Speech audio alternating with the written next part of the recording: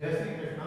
आज हम गीताधाम Gurukul online classes में क्लास 10 का सामाजिक विज्ञान का अध्याय 6 केंद्र सरकार पढ़ रहे थे, जिसमें हमने जो केंद्र सरकार में पहले संसद के दोनों सदन लोकसभा और राज्यसभा के बारे में पढ़ा। आज हम पढ़ेंगे कार्यपालिका। कार्यपालिका सरकार का दूसरा अंग है। क्या है? सरकार का दूसरा महत्वपूर्ण अंग है। क्या है?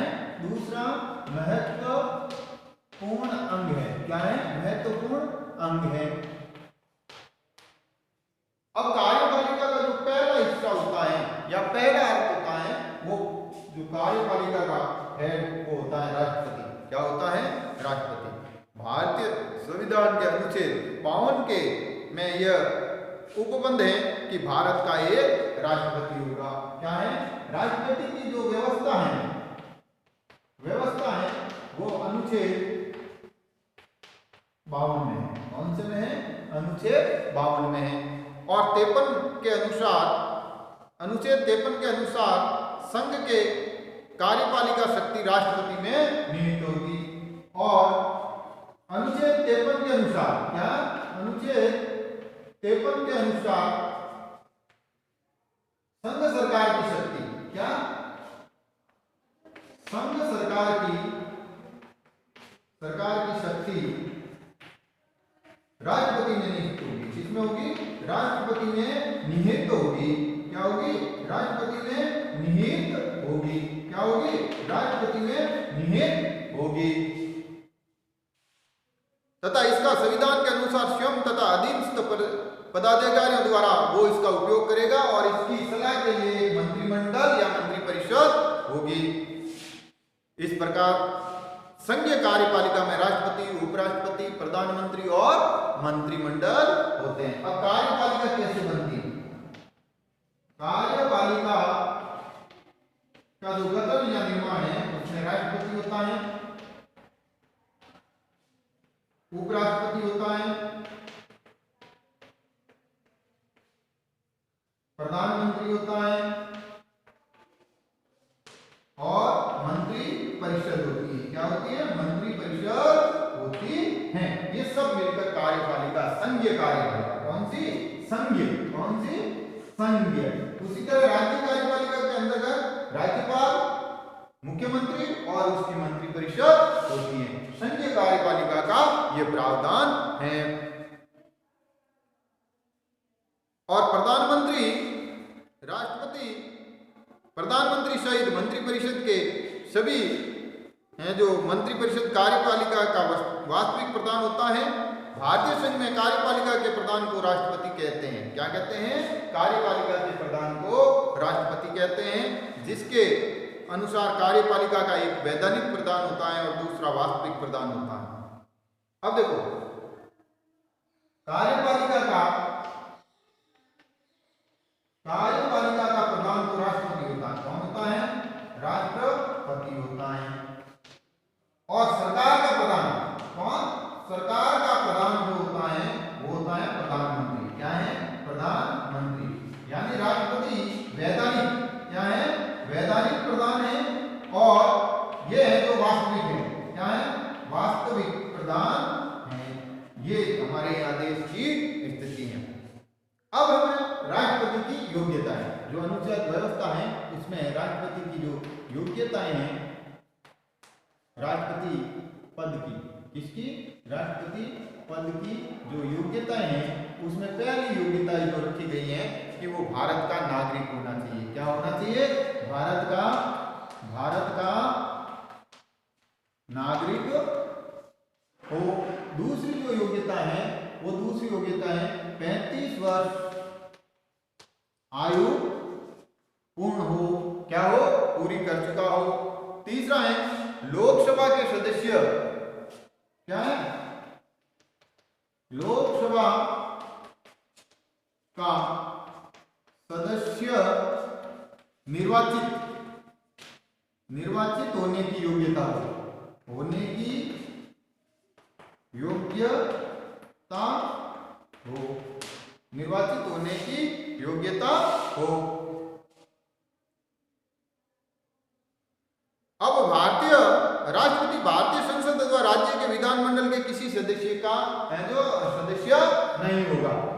वह संसद या राज्य विधानमंडल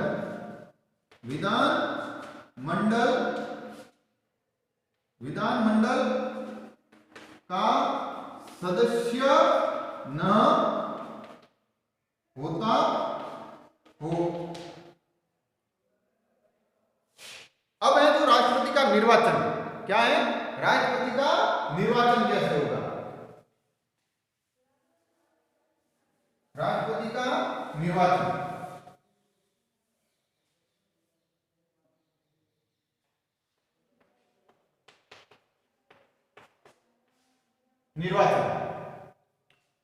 राष्ट्रपति का चुनाव के लिए एक अप्रत्यक्ष निर्वाचन की पद्धति को अपनाया गया है और यह चुनाव एकल संक्रमणीय मत प्रणाली के आधार पर होता है।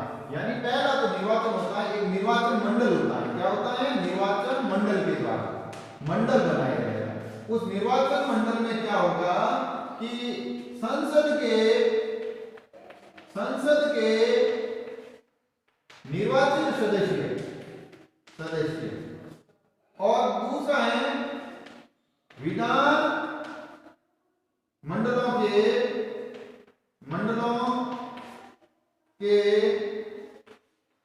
निर्वाचित सदस्य ये है तो निर्वाचन मंडल है। क्या है? निर्वाचन। अब चुनाव पद्धति कौन सी होगी?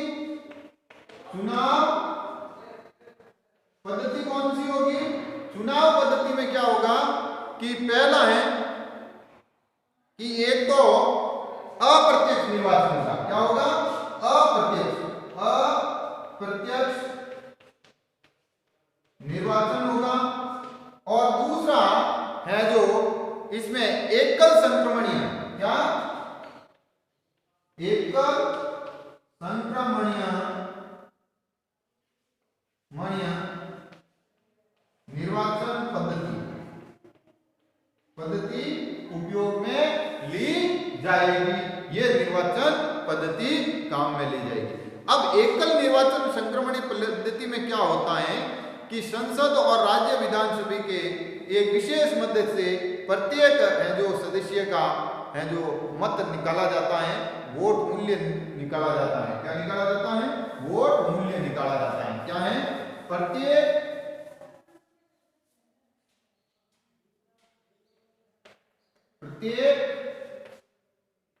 है जो संसद सदस्य का है जो मत मूल्य, क्या? मत मूल्य निकाला जाता है। और दूसरा है विधान मंडल के सदस्य का मत मूल्य निकाला जाता है। क्या है? फिर उसका न्यूनतम कोटा, क्या? न्यूनतम कोटा निर्धारित किया जाता है। क्या है? निर्धारित किया जाता है। क्या है? निर्धारित किया जाता है। तो इस तरह से न्यूनतम कोटे से सदस्य, और न्यूनतम कोटे का जो फॉर्मूला है वो ये है कि न्यूनतम कोटा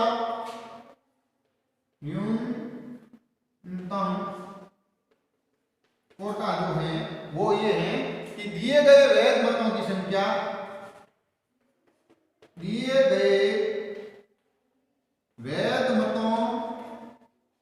की संख्या बट्टा है जो निर्वाचित होने वाले प्रतिनिधियों की संख्या। क्या है? निर्वाचित होने वाले प्रतिनिधियों की संख्या भाग है जो आपका या प्लस 1, क्या? प्लस 1। ये न्यूनतम कोटा निर्धारित किया जाता है इस पद्धति से। फिर पदच्युति की स्थिति, राष्ट्रपति के पदच्युति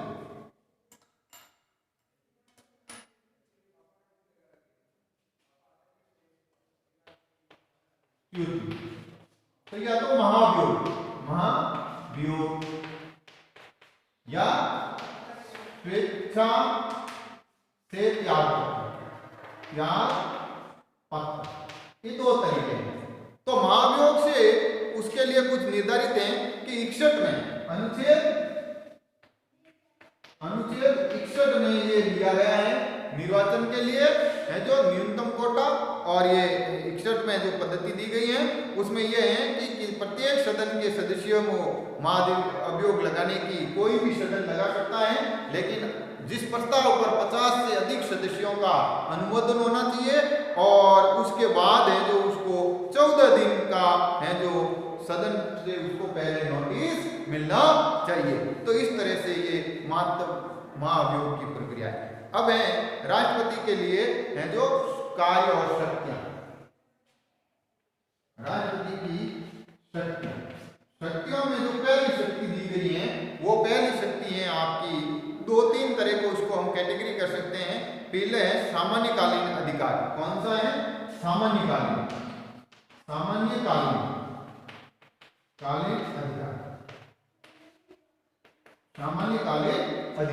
सामान्यकालीन अधिकार में आपका पहला है कार्यपालिका और प्रशासनिक शक्तियां।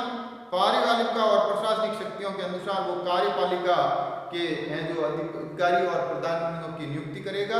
दूसरा है महत्वपूर्ण अधिकारियों की नियुक्ति और पदोन्नति। कुछ ऐसे अधिकारी और हैं जिनकी वो नियुक्ति कर सकता है उच्च न्यायालय और सर्वोच्च न्यायालय के न्यायाधीशों की। और फिर है शासन संचालन संबंधी शक्तियां, तो सभी का प्रधान खुद होता है। संसद के संयुक्त बैठकों की अधिवेशन कर बुलाना, उनकी है जो अधिवेशन की अध्यक्षता करना और सर्वोच्च न्यायालय के अधिकारियों और कर्मचारियों की नियुक्ति करना। और वैदेशिक क्षेत्र के अंतर्गत है जो वो भारत संघ का वैधानिक प्रधान होता है, तो सभी विदेशों में जो संबंध है उसी के नाम से है जो जारी किए जाते हैं। सैनिक क्षेत्र में वो तीनों सेनाओं का संयुक्त प्रधान होता है और उस प्रधान के नाते है जो वो सेनाओं का चीफ कमांडर ऑफ इंडिया कहलाता है। और विधायी शक्तियों में कार्यपालिका का वैधानिक प्रधान होता है। दूसरा है वैधायी शक्तियां। वैधायिक शक्तियों के अंदर है जो उसको सभी उसी के हस्ताक्षर के बाद है जो सभी विधेयक हैं जो कानून बनते हैं। फिर है जो सदस्यों को मनोनीत करने की शक्ति होती है, वो राज्यसभा में 12 सदस्य मनोनीत कर सकते हैं। विधेयक पर विशेषाधिकार या निषेधाधिकार, किसी विधेयक पर वो अपना निषेधाधिकार जारी कर सकते हैं। अध्यादेश जारी कर सकते हैं। संकटकालीन स्थिति में राष्ट्रपति आदेश जारी कर सकता है जो 6 माह तक के लिए वैधानिक होता है। वित्तीय शक्तियों में उसके पास विशेष नहीं है, भारत के बजट को वो अनुमोदित करता है। न्यायिक शक्तियों में है जो उसके पास सर्वोच्च न्यायालय की सिद्धांत स्वतंत्रता का सिद्धांत अपनाया गया है, उसमें वो सलाहकारी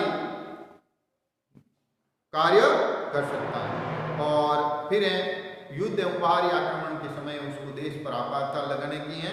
पहला आपातकाल युद्ध के समय सशस्त्र विद्रोह के समय लगा सकता है। दूसरा 52 के तहत घोषणा कर सकता है। तीसरा है जो वो किसी तरह का वित्तीय आपातकाल भी लगा सकता है। तो इस तरह से राष्ट्रपति के पास शक्तियां हैं। कल हम पढ़ेंगे कार्यपालिका के बारे में। धन्यवाद।